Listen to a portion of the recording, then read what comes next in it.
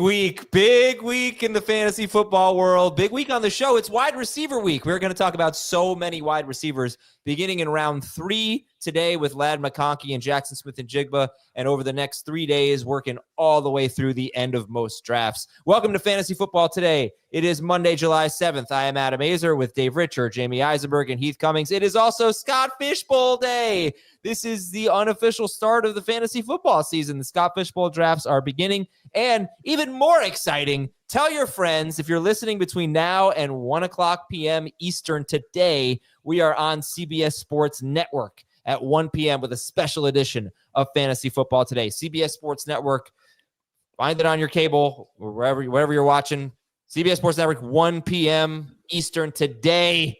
We'll see you there. Okay, what's up, guys? Ready for Scott Fishbowl? A lot of scoring nuances, Jamie. You think you got it all figured out? I hope so. I mean, it's year 15. I don't know exactly how many years I've been doing this, but Scott does an unbelievable job, and it's just amazing all the money that he raises and the attention that it rightly gets for his efforts and how many people take part in this. So I know there are people that are watching us that are hopefully doing it for the first time, and people that are still excited to try and get into Scott Fishbowl. So continue to try to do so. It's just a lot of fun, and I think a lot of people view it as the official kickoff to redraft season, which is a great thing as well. So I'm excited to make my first pick and discuss it as much as we can on the show. Have you seen the merch? No.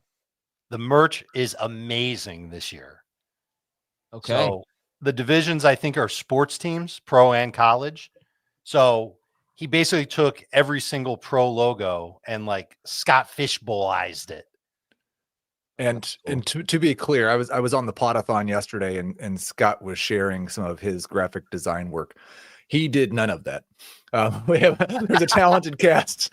There's a talented cast of graphic designers that are helping out. Although trying to get some of Scott's designs on shirts for sure.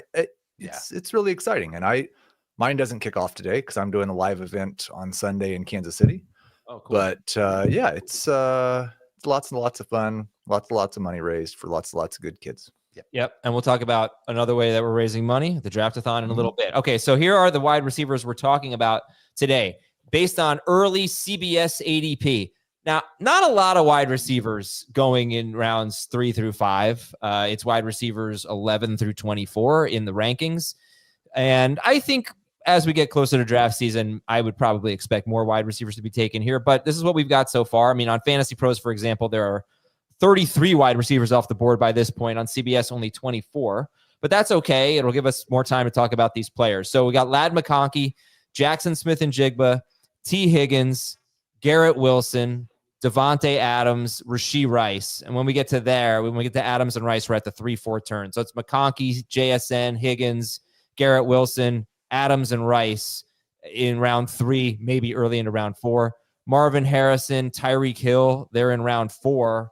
And then Terry McLaurin, Xavier Worthy, DK Metcalf, Mike Evans, Travis Hunter, and DJ Moore, they are in round 5. I'm not going to repeat all the names now because I'm going to be saying them the entire show. But looking at these wide receivers, who would you guys say is your favorite value in this range? Heath, I'll start with you. Boy, you're going to love this. I think the favorite value is a value that does not reflect his current worth, and that's probably Tyreek Hill. Yeah, 44th here. Right. I've got kind of a tier of 3 guys at the top of this group, and it's Ladd, who's first by ADP, Higgins, who's third, and Tyreek Hill, who's 7th in this group. So I think those 3 guys should be at the top. Ladd, Higgins, and Tyreek. Yeah, Tyreek's going 24th on Fantasy Pros. So what's the right spot for Tyreek Hill? 44th on CBS, 24th on Fantasy Pros. What's the right spot for Tyreek Hill? Ahead of Marvin Harrison for sure. I'd say 36. He's going to be going closer to 24th by the time we get to August. Ahead of Garrett Wilson. He's going to move up. I think he's going to be one of the biggest risers in ADP. Everyone's going to see that he's healthy. Everyone's going to remember how good he was. You check out the Dolphins offense from last year. I'm going to go out and say that it was an anomaly. Tyreek was hurt. They had to. The offensive line sucked. They wanted to protect Tua. They had to shorten his drop back. He's good at getting the ball out quick. They leaned into that. Achan was awesome. They leaned into that. Uncovered Janu. They leaned into him. I think they're going to try and change that a little bit this year. And listen, Tyreek's injury was to his wrist. It wasn't to his ankles. It wasn't to his legs. He's still fast, and he still has huge upside. Getting somebody like that, someone that has, I don't know if we could say 20 PPR point per game upside, but 18, is that crazy? 18 PPR points per game, that's his ceiling. You're getting that in round 4. People are eventually going to start to grab him. I've got him within my rankings, and I feel like that's too low. The only thing, like Dave listed a lot of good reasons why the offense was different last year. And I think the two that we don't know or how much they've changed is the offensive line and the desire to protect Tua. Oh, yeah. I mean, they definitely want to protect Tua. There's no question about that. But I think they think their offensive line is better. And so until they realize that it still sucks, they're going to probably try and incorporate their receivers a little bit more. All right, let's go to the next question here. In this range of wide receivers, who is the worst value, Jamie? Garrett Wilson. Garrett Wilson going 33rd as wide receiver, 11, 12, 14. And I like Wilson. I think he's going to have a solid season, maybe his best ever. But I think just going ahead of, Rice for sure is a mistake, and probably Hill and Adams as well. I just think that's you're asking him to, have this monstrous season essentially. And I know we've been hoping for that for, since his rookie year. I just the hope would be is that, and probably this is what the ADP is reflective of, like, can he do what DJ Moore did with Justin Fields? And I think that's certainly applicable, but to be drafting him that high just feels like it's a little bit of reach. Anyone want to nominate anyone else for worst value here? Sure. I think JSN is going a little too high. And this is full PPR. He's going 30th overall as wide receiver 12, right after McConkey, just ahead of T. Higgins. We've talked so much about T. Higgins over the last few weeks. I think you all know we like T. Higgins. Everybody likes T. Higgins in the second round, right? Yes. Closer to the end of round 2. I got him 25th. So, yeah, I mean, a little ahead. I would say if Rice is healthy and not suspended, then I think Worthy's probably. I agree with Jamie about Garrett Wilson, but I think Worthy would be my second worst value. I guess CBS ADP must be pretty running back heavy here, because, man, I like a lot of these values, especially after you get to like Tyreek Hill at 44, but McLaurin at 50, Xavier Worthy at 50, Metcalf 51, Evans 52, Travis Hunter 53rd overall, DJ Moore 56. I don't know. It just feels like don't forget quarterbacks. They're going to be much higher in regular ADP than they are Fantasy Pros or anywhere else. Yep. And they'll continue to go higher. But I think last I looked, we already had 1 or 2 quarterbacks in round 2. And that's the way it's going to be. Yeah. I mean, we've got 5 quarterbacks going in the first 40 picks in CBS ADP. Let's see where QB5 is going. QB5 is going 58th overall in Fantasy Pros ADP. So that makes sense. And do you have the sources on the Fantasy Pros ADP? Because I think that's probably still influenced by Best Ball. Definitely influenced by Best Ball. I don't know. I don't have the sources. One of their biggest sources is Underdog ADP, which is that's Best what I thought. Yeah. Okay. So, which wide receiver do you find yourself drafting the most? You know what? This is so ridiculous. How many wide receivers are we talking about here? 14 wide receivers, right? Of these 14 wide receivers, who do you find yourself drafting the most, guys? I draft Devontae Adams quite a bit.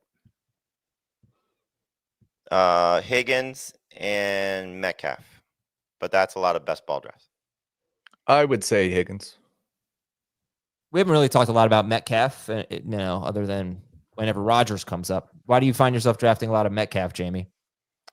I mean, I think just the opportunity that he has, given Rodgers' history with his number 1 receiver, and the fact that, you're still hearing reports that they're trying to go get another receiver, which they probably should, knowing that it's Calvin Austin and Robert Woods and whoever else they have. Roman Wilson, baby. And Roman Wilson opposite DK Metcalf. I know the addition of Jonnu Smith is a big help to that pass catching group, but I still think that Metcalf has a chance to, sort of get back to his peak Seattle days, maybe not his best Seattle days, but his peak Seattle days. And, is just great value. This is actually sooner than you see him in some drafts. And again, it's been a lot more best ball drafts for me, but he falls further than some of these guys. So I like the opportunity to, take him as a second wide receiver, in some cases, a third wide receiver. And I just think the value is incredible. I have Metcalf a few spots ahead of 50. I think I have him at 47.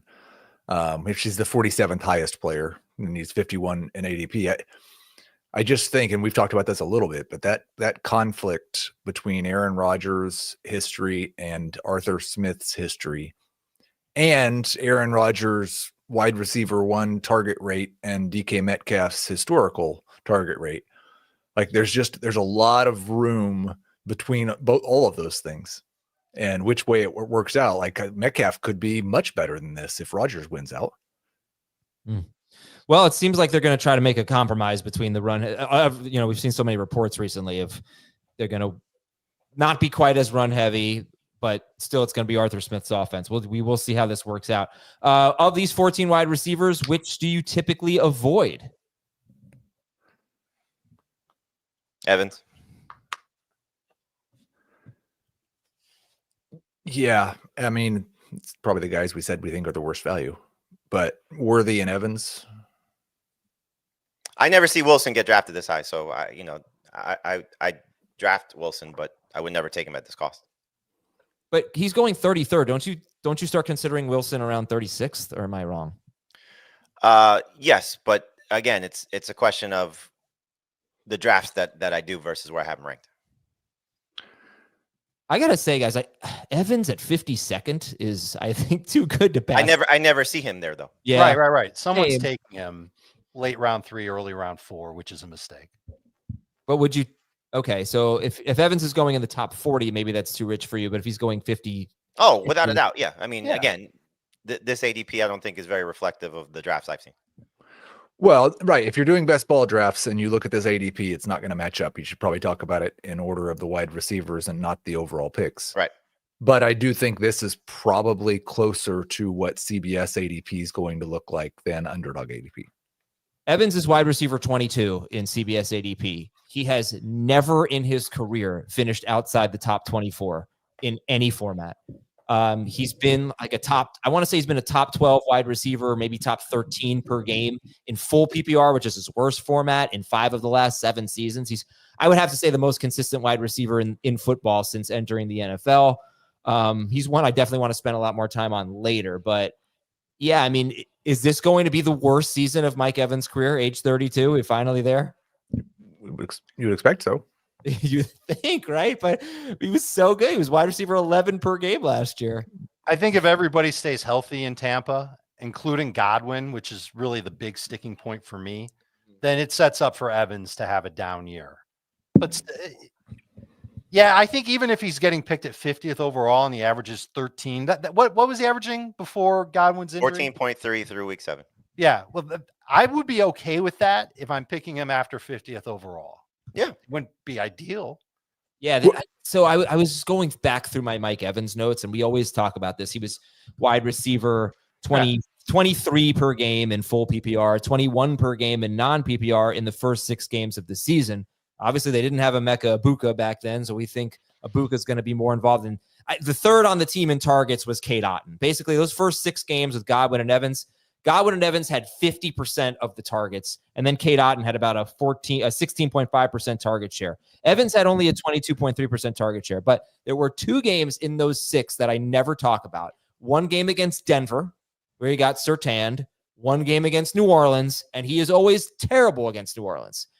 He had 3 games in those 6 with more than 23 fantasy points in PPR. So when you talk about these small sample size, you have to face Surtain once, you have to face a team that always shuts you down once. Right. Makes your numbers look a lot worse. So I did want to bring that up. I guess it's so hard to bet against Mike Evans. What a noise. You're right with all of that. It's just a question of will everybody be healthy?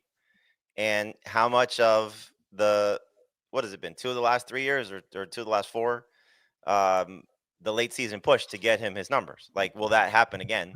It certainly could Yes. if he's behind, Uh-huh. but like he could still have a very solid season and see a little bit of a decline, if not a steep decline. And I think at this point, I mean, he's talked about this. Like, this is the deepest receiving core he's ever been a part of. Most talented wide receiver room, I think, is the words he's used, which makes sense. When you have Godwin back and an addition of a first round wide receiver, and let's not overlook Jalen McMillan and the way he finished last year as well. So, I know Heath has talked about this, the regression for Baker. And if he does come down a little bit after all career highs, plus his new offense coordinator, I know it's a guy that was on the staff, but, he may have his own ideas and designs on getting Kate Otten more involved, or, using Jalen McMillan in a different role and getting these guys opportunities. We have no idea. Liam Cohen was fantastic, which is why I think, the opportunity for Travis Hunter is great. And obviously Brian Thomas as well. Based on the numbers you just gave Adam in terms of the targets for those top 2 guys in the beginning part of the season. So there's a lot to still like about Mike Evans, but at his age, with all the other guys there, and just what your expectations are for him, I think is going to determine how early you want to draft him. So Dave said he's taking a lot of him, and that makes sense. If you're getting him at this price, why wouldn't you take him at this cost? I think everybody would. But if it's around earlier, which I think is where he'll probably, not around earlier, but 6, 7 spots earlier, 10 spots earlier, whatever the case may be. Like, when you start to compare him to some of these other guys, like, for me, I'm going to take the upside of, let's say, Metcalf, for example. I think has a chance to have a better season than Mike Evans this year. So the other thing I think is interesting is that the name that's not on here, and it's because we don't know for sure about the health, but Chris Godwin's not here. Yeah. And Chris Godwin was considerably better than Mike Evans when they were both healthy last year. If Chris Godwin we think he's fully healthy at the end of August, isn't he going to be ahead of Mike Evans? I always go back to this. What does that mean, fully healthy? Because they're probably going to say, oh, he's great, he's good to go. But then we often see these seasons where guys are just not the same. Being fully healthy and then being fully back to form are different. So I don't know. I'm obviously not a doctor. This is the tough part. But coming off a really bad injury, I am sure that Tony Pollard was, quote, fully healthy coming off a similar injury, not as bad, I don't think, as what Godwin had, but later in the year, right? His was in the playoffs, I think. But he just didn't regain his form coming off that broken ankle or broken leg, whatever it was for Pollard. Pacheco, same thing last year. Yeah. Right. And so remember what Godwin did in 2023. He was coming off of a torn ACL, and it took him a while to really get back into the player that we remembered him as. Yeah, remember, there's even a little kerfuffle on social media. Wasn't his wife involved in that, where they said that he wasn't himself? And then that was the game, I believe it was against Carolina. He had no targets. Yeah. And it was I think the end of a streak, right? He had a catch streak that ended in that game. I think he scored a rushing touchdown, if I'm not mistaken. Yeah, and it was, you're right, Dave. It was something with one of his family members, might have been his wife. But the other thing with Godwin that makes me nervous is Ibuka's role is almost by design the same as what Godwin's is. And we know that Godwin's been at his best when he's been in the slot, or at least getting a lot of opportunities there. And if they kick him outside coming off the injury, how much does that sort of maybe not, again, make him stink, but just brings back down what his, high end potential could be. So I don't, as much as I worry about Evans and would love to see Godwin back to, to his point, being maybe the preferred option for this Tampa Bay passing game, I don't think I could rank Godwin ahead of Evans going into the season unless he just looks absolutely fantastic in camp by all accounts. Right. Okay. I'm so glad you brought up that Carolina game, because that was why I was kind of avoiding Mike Evans in drafts last season, because the last 6 or 7 games, the last 7 games of that season, he was only on pace for 126 targets, and Godwin was on pace for 141. And then the first 6 games of this season, Evans was on pace for 119 targets, and Godwin was on pace for 140.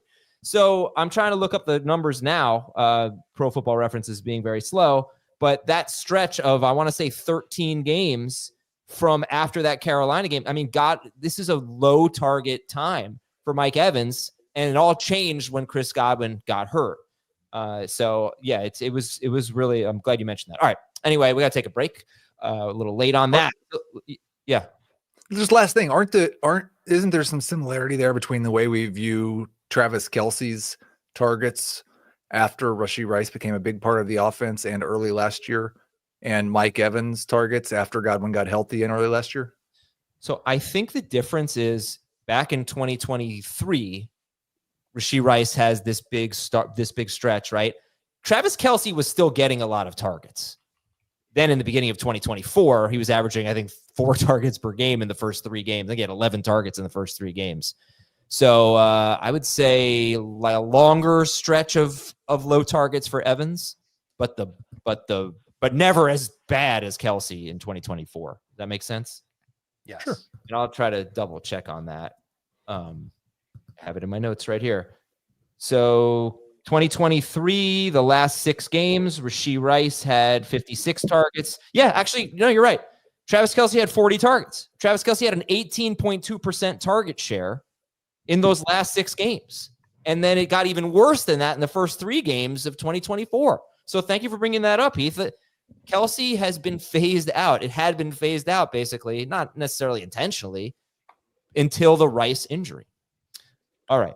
Now we're going to take a break. Good points by you guys. Good stuff. We'll be right back. Tell you about the Draftathon and ways to get your question read on the air, and the Toronto Argonauts, and more of wide receivers in rounds 3 through 5. Be right back. Here we go. The 2025 CBS Sports NFL schedule is here.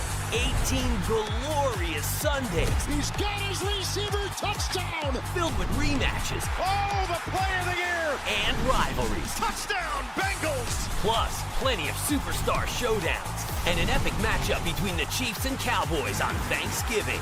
Clear your Sundays beginning September 7th for the NFL on CBS and Paramount Plus.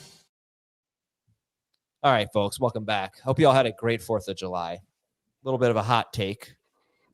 Hot dogs are great, but a good sausage is like infinitely better than a hot dog. Not even a hot take, right? But I mean, I had both at a barbecue. The sausage just blew it away. It was tremendous. Great barbecue.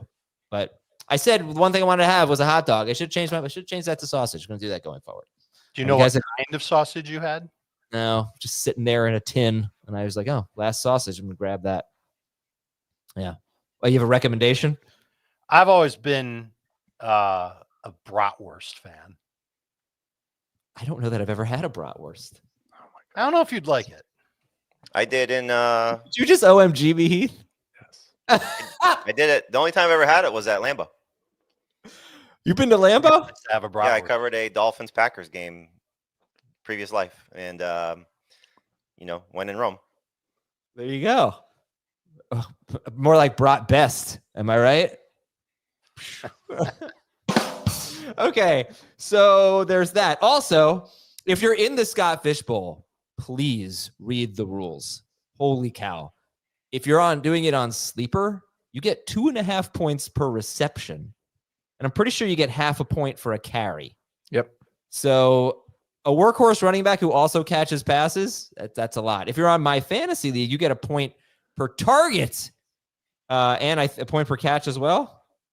I don't know if any of us are playing on my fantasy league, but you get a point per target and a point per catch and a half a point per carry on my fantasy league. And tight ends get an extra point per reception. So, and there's you don't have to start any position. Right. Yep. You just start 11 starters, no more than 2 quarterbacks, but you could start 9 running backs. You could start 11 tight ends. I don't think so. I think I'm seeing here 0 to 9 for wide receiver. Okay. Tight end. You can start 9 running backs, wide receivers, tight ends. Okay. So pay attention to your rules. Draftathon. Go to this URL, tinyurl.com/2025FFT.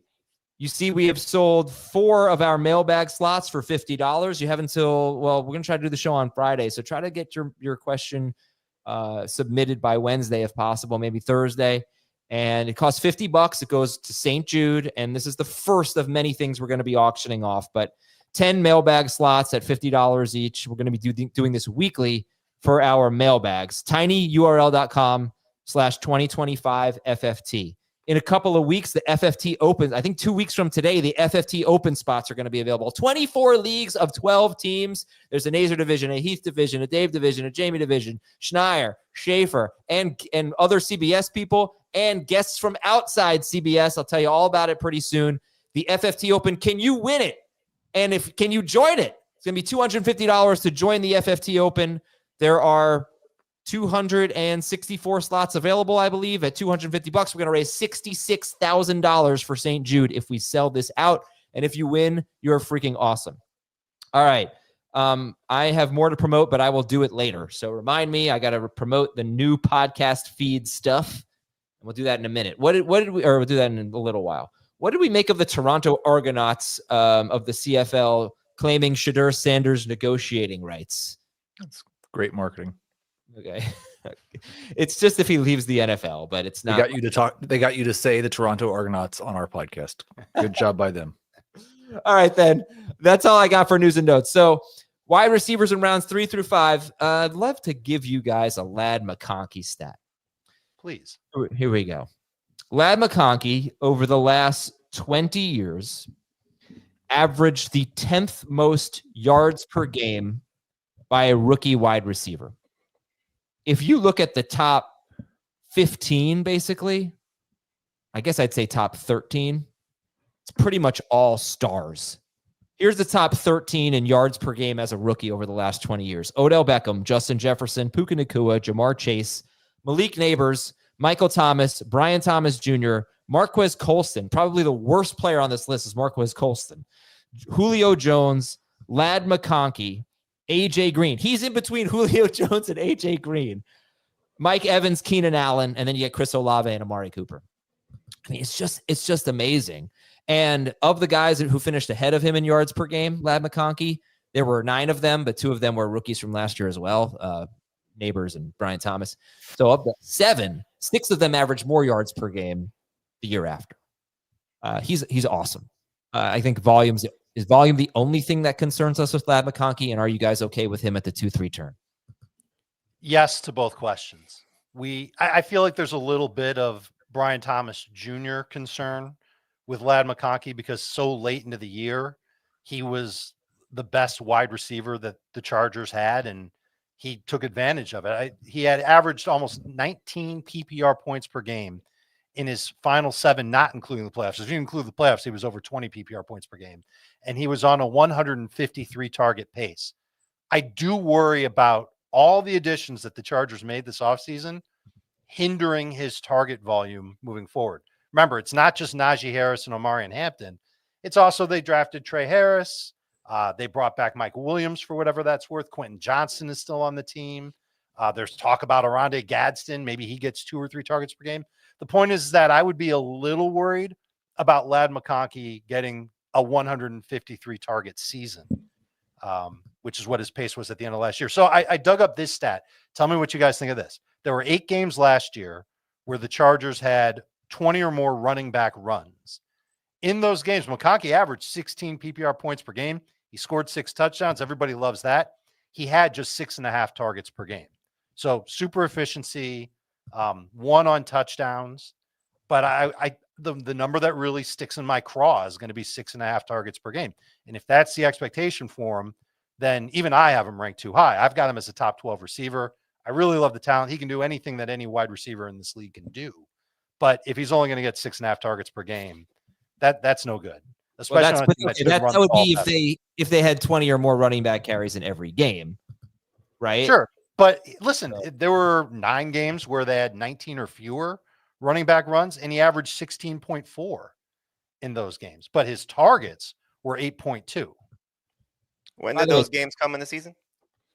They were throughout the season. It was whenever any Chargers, not any one Charger running back, but the Chargers overall had 20 plus running back runs. I guess I'm just curious because when Herbert was still dealing with the foot injury versus when Herbert was healthy. Sure. That could be. Chargers were 12th in running back carries per game last year, 22 per game. Almost every team averaged at least 20 per game. 24 of the 32 teams got to 20 running back carries per game. So that's not even that high of a benchmark. Sure. Yeah, I mean, they drafted Hampton. They brought in Najee. That's right. They want to get better at running the ball. All right, let me make it more broad here. I've got 4 wide receivers in this list here that are being drafted in round 3, and that would be Ladd McConkey, Jackson Smith-Njigba, T. Higgins, and Garrett Wilson. For simplicity's sake and organization's sake, I'm going to take Adams and Rice and make them 37th overall and put them in round 4. So McConkey, JSN, T. Higgins, Garrett Wilson, and they're all going in the first half of round 3. Well, that's not quite true, but first 2/3 of round 3. Any values here that we love T. Higgins at 31. We think he's a second round pick. Anything here that really jumps out? Smith-Njigba and Garrett Wilson, we said earlier, were not great values at 30 and 33 overall. Heath, how do you feel about them? When should JSN and Garrett Wilson go? Round 4 is fine, I think, but I think if you really like one of them, take them at the end of round 3 is fine. But like I said, I think Ladd, T, and Tyreek are in a tier above the rest of the wide receivers in this range. So I'd be more happy with them early in round 3, and the other guys, I'd be 3-4 turn at the earliest. Why not JSN, guys? Why does anybody like JSN in round 3? In the round 3. I think concerns about a more run-heavy offense, a quarterback downgrade, and the whatever you think the chance is, the potential that Cooper Kupp is the guy he was at the beginning of last year, not the guy he was at the end. Cooper Kupp's presence is pushing JSN outside more often, and I don't love that for him. I know that just because you line up wide doesn't mean you have to always run a route 12 yards down the sideline. And we're going to see JSN run a bunch of in-breaking routes when he's lining up wide, but just not having the option routes, the versatility to go in any direction, I think that's going to hurt him a little bit. So as long as Cooper Kupp is healthy, on top of the fact that he just mentioned, they want to run the ball more. They've talked about it a ton. Makes me a little bit nervous about JSN. Makes me a hell of a lot more nervous about him in half and non-PPR, but a little more nervous in full PPR. Okay. All right, then let's go to the round 4 guys here, and that would be an interesting group. Rashee Rice, Devontae Adams, Marvin Harrison Jr., and Tyreek Hill. And Rice and Adams are at the 3-4 turn. So Rashee Rice, Devontae Adams, Marvin Harrison Jr., and Tyreek Hill. Obviously, Tyreek Hill we love. We think he's I'm sorry, did I ask you guys earlier where you think Tyreek Hill should go? Like 2-3 turnish? He's closer to there now, yes. I've got 3-4 turn, but if not a little higher. 3-4 turn for Heath, 2-3-ish for Jamie. What'd you say, Dave? I think he'll end up being right up there with Higgins and McConkey at the 2-3 turn. Right. So Heath, if you have him in the same tier as Higgins and McConkey, where do you have Higgins and McConkey? If you have Tyreek Hill at the 2-3, at the 3-4 turn? I mean, I've got him at the back of the turn, but I have other guys in round 3. So okay. So just clear, where's McConkey in your overall rankings and Higgins? McConkey is 33rd. Higgins is 25. Okay. I've got T at 23, McConkey 24, Tyreek Hill behind them. Okay. And I mean, do I say you're welcome for the Tyreek Hill love, or do we just? No, you deserve a lot of credit for this. You were ahead of the curve. You should say you're welcome for the Jonnu Smith trade. I know. That's what you should say. I kind of felt I would have been the high guy on Hill without the Jonnu Smith, even if Jonnu Smith had not been traded. But also, I did make the case on our last show. Can Darren Waller not do what Jonnu Smith did last year? A 4.5-yard ADOT or whatever, catch a bunch of balls at the line of scrimmage. You know, I feel like most people could do that. But all right. Anyway, Rashee Rice, Devontae Adams, Marvin Harrison Jr. How do you rank those 3, Jamie? Rashee Rice, Adams, and Marvin Harrison Jr. Right now it's Adams, Rice, Marv, but Rice can easily jump ahead of Adams any day. How you guys feel about this group? Break it down. Good. It's good value. All these guys have potential to finish top 10. Some of them have potential to finish top 5. That's I'm sorry, specifically Adams, Rice, and Harrison. Oh, okay. Because they all scare me to varying degrees, but they all excite me too. Yeah, Harrison doesn't excite me. He scares me the most. I don't like that he's put on weight. I'm nervous about what his role will turn into. I think he needs to have the type of volume that like Trey McBride had last year in order to push for a top 12 spot in fantasy. Go on, discuss.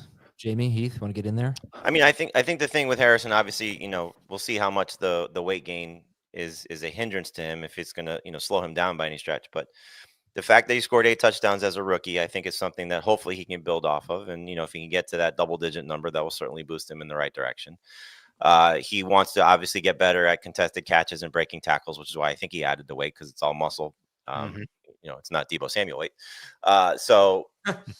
For a guy who was, I think I saw this morning, was 18th in contested catches last year, if he can get into that top 10 range and perform like some of the guys I know that you were concerned about last year, for example, Adam, like a Drake London, who doesn't necessarily separate as much, but can, win on some of those, then that certainly will help him, even more. So this is the right range to take a chance on him, with the hope that he's the guy that we were all, promoting for the most part, industry wise, as a top, I'll say top 20, just to be conservative, a top 20 overall pick, in some cases a first round pick. So the upside is still there. The potential is still there.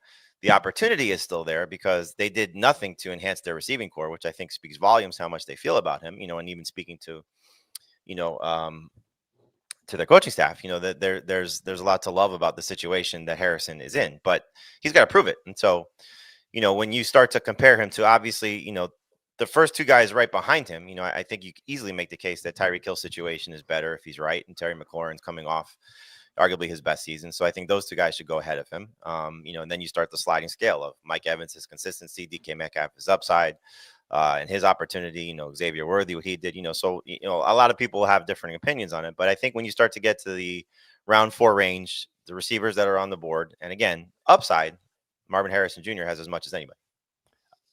It gets pretty interesting at this range of wide receiver once we get close to wide receiver 18 or so. And I'd love to have two guys that I don't really have question marks about, and because we think running back's kind of deep, right? So taking advantage of that, maybe getting 2 of the top, let's see, in this ADP, Higgins is 17th or something like that. 2 of the top 17-ish wide receivers, just me speaking here. And not having Marvin Harrison Jr. be my number 2 guy. Now, Tyreek Hill changes everything, but he'd be in that mix too. I'd love him to be my wide receiver too. Well, I think that's kind of the point, though, of Adams, Rice, and Harrison at this range is you might have a wide receiver 1. It doesn't really take that much imagination to see any of those guys as a wide receiver 1. Correct. But you also might have a wide receiver 3. Or you say that for Rice? You say that for Rice just because he's coming back from the injury? Yeah. And that's pretty much just it now. What gets me, to be fair, what Worthy did at the end of last season, could certainly be a big problem for Rice. And we don't know what Marquise Brown is going to bring to this offense, because we didn't see him healthy last year for the entirety of the season. And now you have what'd you say? Travis Kelce lost 100 and some pounds. So you have a more in shape Travis Kelce. And so the best of Rice has been with the start of the decline for Kelce and the lack of the other guys being contributors or even on the field with him, so this could easily be a problem for Rice. I tend to agree with you though, Heath, that this is, he should be the best receiver in this offense based on what we've seen from him his last, 10 regular season games and what he did in the playoffs 2 years ago. But again, coming back from the injury with all these other mouths to feed now. And what if it's not a more, I don't want to say pass friendly, but, a more dynamic passing attack for the Chiefs. And, we're still getting the same old, or the last 2 years of what, the dink and dunk stuff, you mean? Right. There could be a lot of flaws in what happens to him, because again, if Worthy is better in their mind, then it's a huge problem for Rice.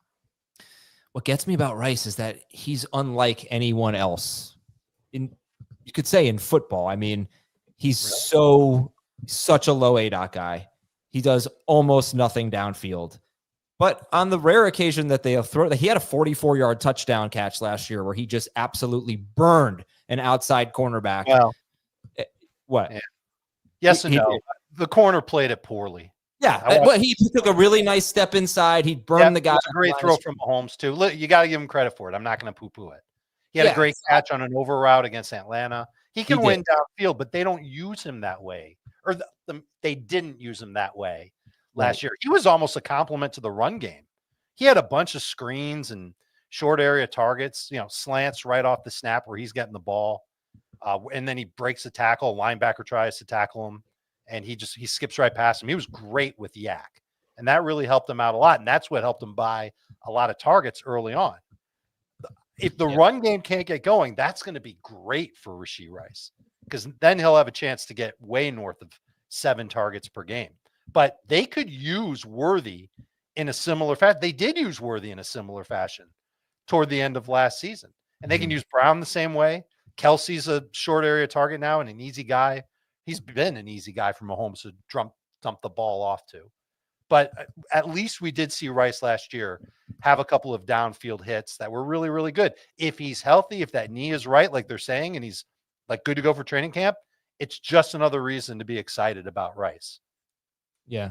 They just keep saying that they're going to throw the ball downfield more. But the thing is, they can throw the ball downfield more and still throw the ball a lot underneath to Rashee Rice. He can be the second read.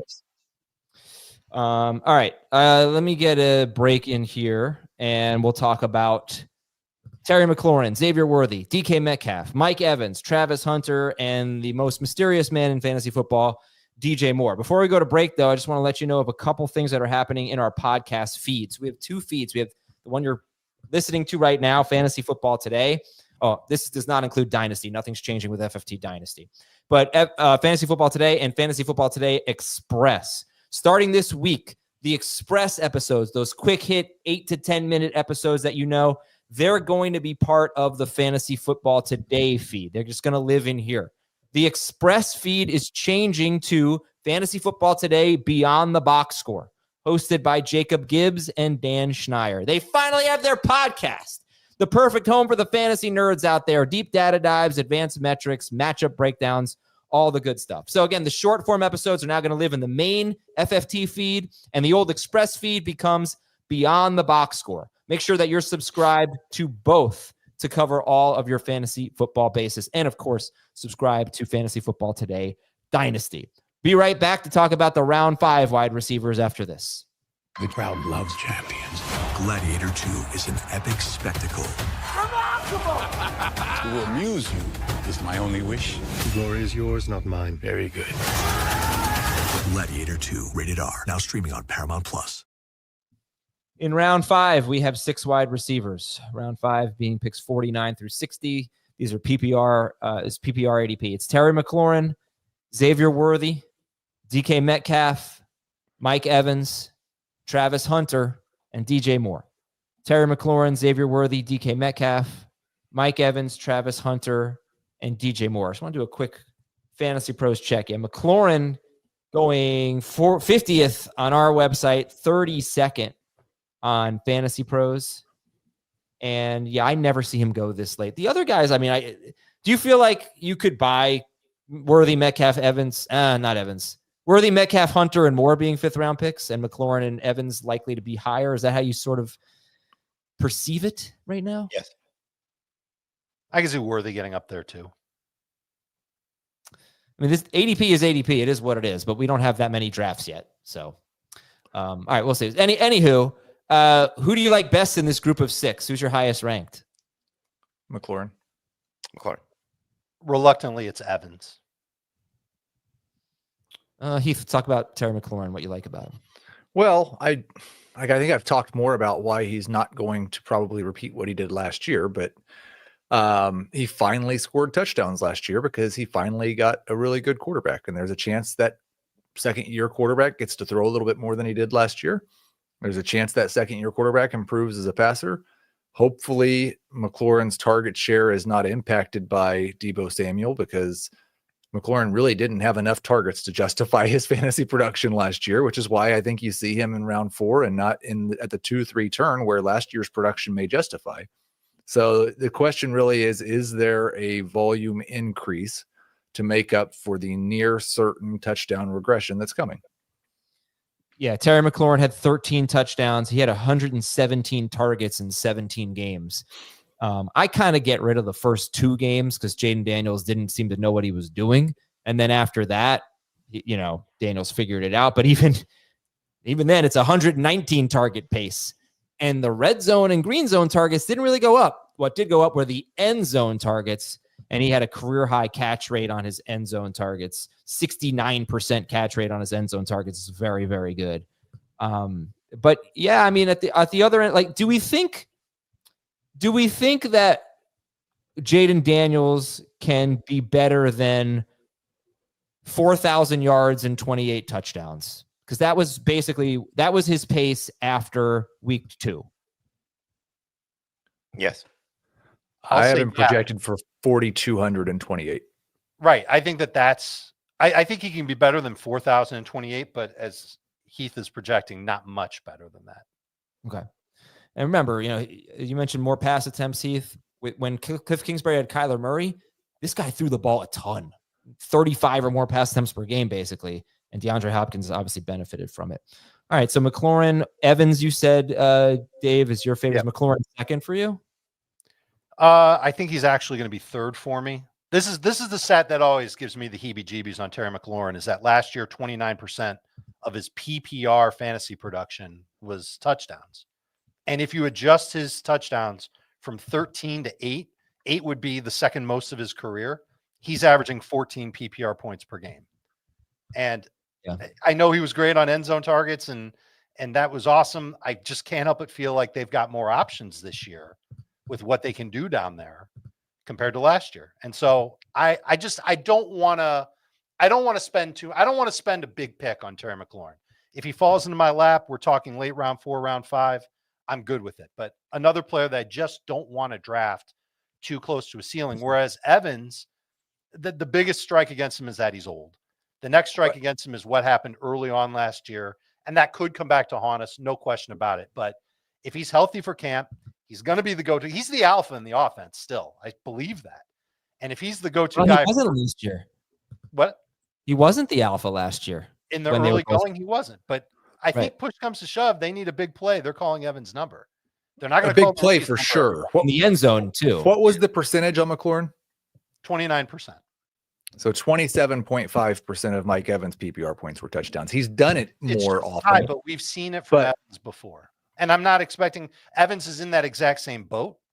I feel a little bit safer with him than I do McLaurin. And I get it if you don't. I totally do. So follow up, Dave. I'm leaning that way.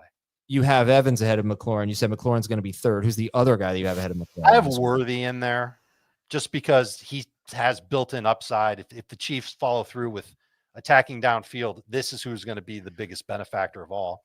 He's the main guy in this offense that has speed. I know Hollywood Brown has speed too, but he proved it as recently as his very last game in the Super Bowl, where he can it doesn't matter who's covering him. He can outrun them. And then on top of that, and we saw it throughout the year, he's got great variety to his routes, and it wouldn't take much for him to do well and be hyper efficient, even if it's 6.5 targets per game. And he gets carries on top of that.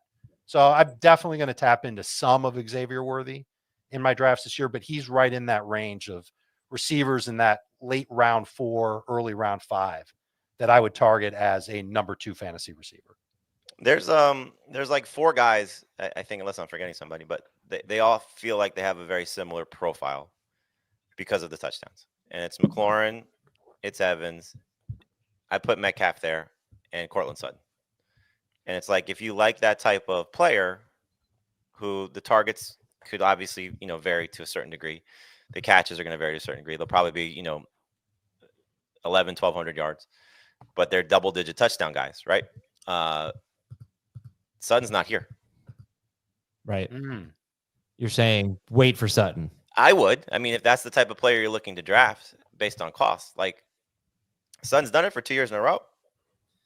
It makes sense. And Sutton finished the season so strong as Bo Nix got better. Now they did add Evan Ingram. But yeah, no, it's a good point. Actually, I was going to ask a more general question about this group, Jamie. So let's say the draft unfolds in a way where you only have one wide receiver And Adams and Rice and Harrison and Tyreek Hill are off the board. So now this group of McLaurin, Worthy, Metcalf, Evans, Hunter, DJ Moore are going to be your number 2 receiver. And I guess I'll say we're in a 3-receiver league here. Either way, how do you feel about these guys being your number 2 receiver? Because they are in the top 24. They're just not as glamorous as some of the other guys ahead of them. Do you take 2 of them? You know, what do you do if you only have 1 wide receiver as you get to round 5? I would probably look to take 2 of them. So just based on at this point, so we're 4 rounds. You're saying this is round 4 and 5 or round? This is round 5. And I can still get 2 of them? I mean, well, that's a good point. Would you take if you one of them leaked into round 6? Would you take 2 of them? Yeah, but I would probably I have Sutton ranked ahead of a few of these guys, so I would probably look to go that route. And Jerry Jeudy comes into play as well. So there are some receivers that aren't listed here that I think I could still get. In round 5 and round 6. But yes, I think at this point, if I only have 1 wide receiver, I probably drafted, I'll say one of the top 2 tight ends, maybe George Kittle, but and I went against what my typical strategy would be to probably take 2 running backs as well. So yeah, I would be chasing receiver at this point, based on how I like to build my rosters. So yes, if I can get 2 of these guys that if they're top 24 and based on my rankings, yeah, absolutely. But if this in that scenario also, like you're talking about, you've either got 2 elite running backs and either an elite quarterback or tight end, or you have both an elite quarterback and tight end and an elite running back. So I'm okay. And I agree. Like I would take Sutton over all of these guys in round 5, except for McLaurin. And I think if you can get him in round 6, that's pretty fantastic. I mean, we haven't talked about DJ Moore yet, but I think he almost fits in that Marvin Harrison Jr., Devontae Adams group of might be a wide receiver 1, might be a wide receiver 3. Oh my gosh, I can't stand DJ Moore. He's hard enough to analyze. Well, he's hard enough to analyze if you look at his career before they drafted Luther Burden and Colston Loveland, right? And then they have those 2 guys that it's just like, who is DJ Moore? But I think the last 2 guys on this list, Travis Hunter and DJ Moore, are the 2 that we've spoken very little about. So we'll get to them. Let's do a quick exercise. Do you see top 12 upside for the following players? I'm just going to read them in order, these round 5 wide receivers. You see top 12 upside for Terry McLaurin. And by the way, in full PPR, even with the 13 touchdowns last year, he was wide receiver 16 per game. But Terry McLaurin, yes or no? No. Not realistic. Xavier Worthy. No. Close, but no. I do. It's not super realistic, but it involves Mahomes having a big year, and Worthy is just arguably the fastest wide receiver in football. The Chiefs know how to make that awesome, right? It's true. Used to. They used to. It's true. DK Metcalf, top 12 potential? No. Yes. No. Yes from Heath. I said no. I said yes. Yes from Jamie. Yep. That's bold. He's only done that once. He's got to watch. Again, Rodgers history. Okay. Mike Evans. Yes. Yes. How can we say no to this? It does it almost every I know. year. Well, he was 11th on a per game basis last year. That is right about where he could end up this year. Yeah, I guess. And maybe if we're considering injury possibilities for Evans, like Godwin not being okay, then we should do the same for others. And I should say yes more often. Like if everybody's healthy, I don't think that's realistic. I think there's just a difference between, again, healthy and Godwin's coming off an injury, unlike somebody like Rashee Rice. No, the Rashee Rice and Chris Godwin are the most comparable guys. Okay. But I'm not saying, oh, there's an injury to Deebo Samuel. There's an injury to Brian Thomas Jr. You know what I mean? I'm saying guys that are coming back. You're not making up an injury. I'm just saying guys that might not perform that well because of last year's injury. Travis Hunter, top 12 upside? No. Yeah, that would be a little surprising. But he's Travis Hunter, right? No, I think I wouldn't want to put any limitations on what Travis Hunter could do on a football field. It's true. DJ Moore, top 12 upside? Including a cornerback. Yes. No, Yes. no, DJ Moore, no. 2 yeses and a no for DJ Moore. All right. Who do you guys like better, Travis Hunter or DJ Moore? Let's finish with these two guys. More. Moore is my second favorite player in this round. Oh, all right. Let's talk about that then. Sell me on it. I think that it's still a bit of a mystery box in terms of who the wide receiver one's going to be for the Bears, and that's why DJ Moore falls. But the fact that Luther Burden missed almost everything this summer and Colston Loveland did the same, I think that matters for rookie pass catchers. And if DJ Moore ends up in that wide receiver role for Ben Johnson and Caleb Williams is just not terrible, then holy cow, how good could DJ Moore be? Can you imagine DJ Moore with all those Amon-Ra St. Brown targets and then working after the catch as he has throughout partial times of his career? Yeah, it'd be great. Anyone want to add anything to DJ Moore, the most confusing player in the fantasy enigma? Can I call him that? The fantasy enigma, DJ Moore? Sure. I mean, I think he's nailed it. It's a big mystery right now.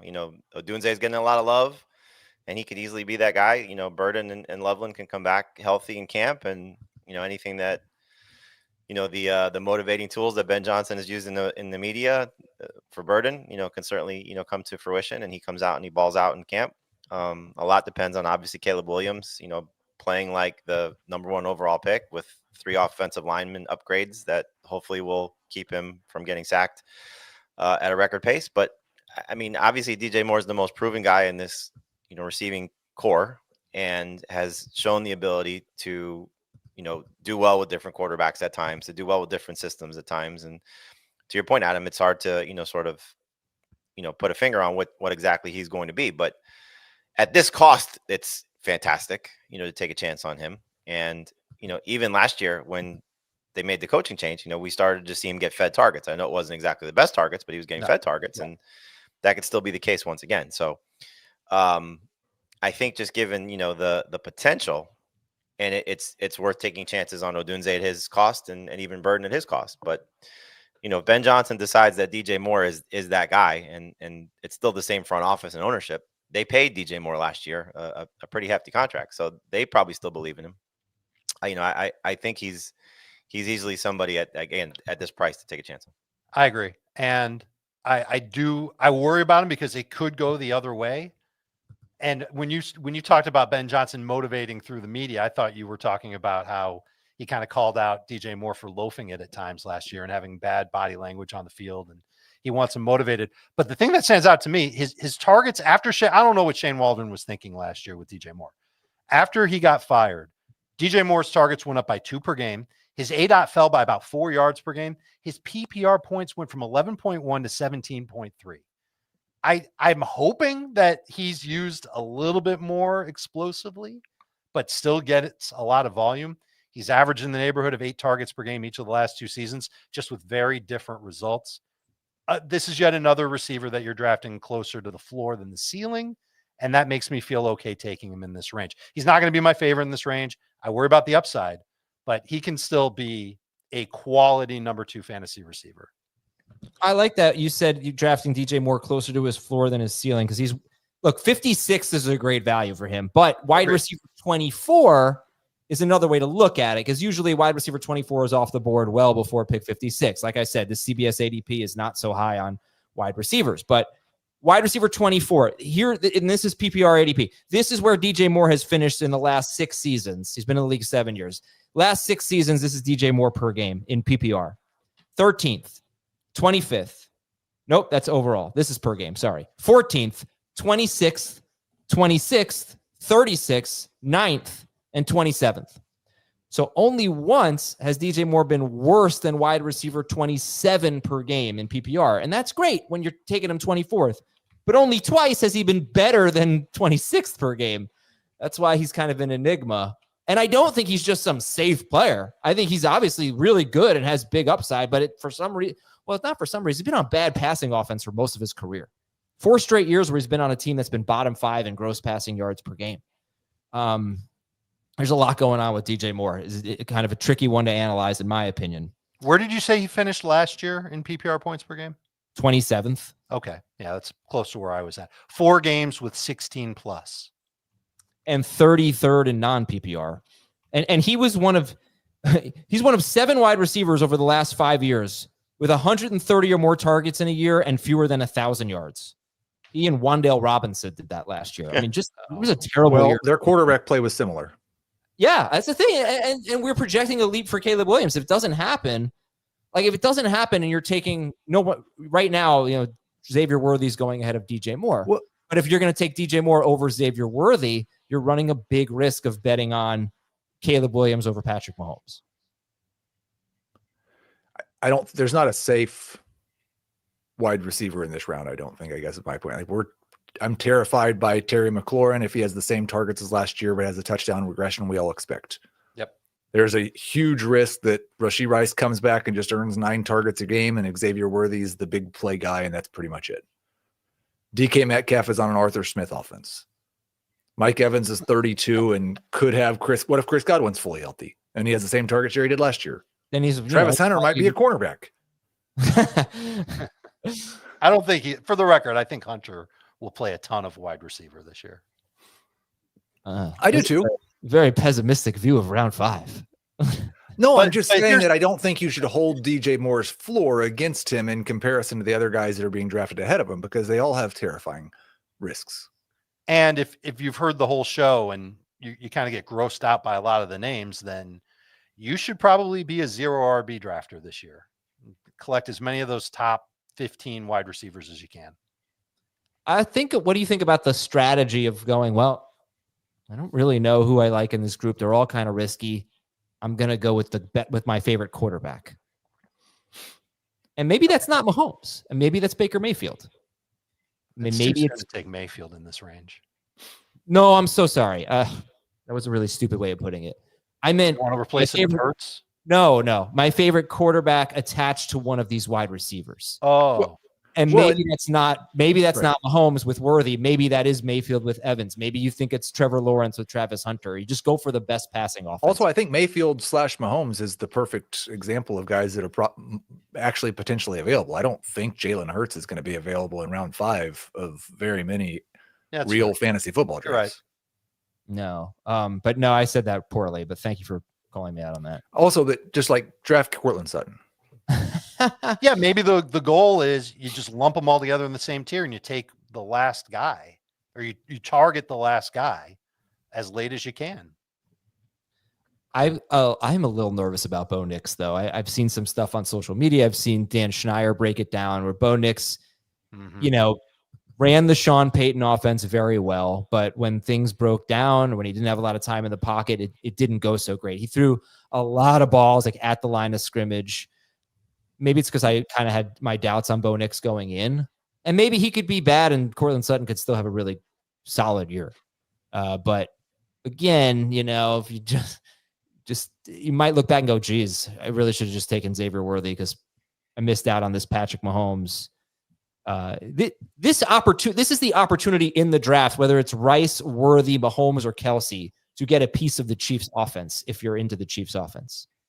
Well, it's also like if you plan your draft accordingly, like this could be your third receiver, which is minimizing the risk, especially with such a deep running back group.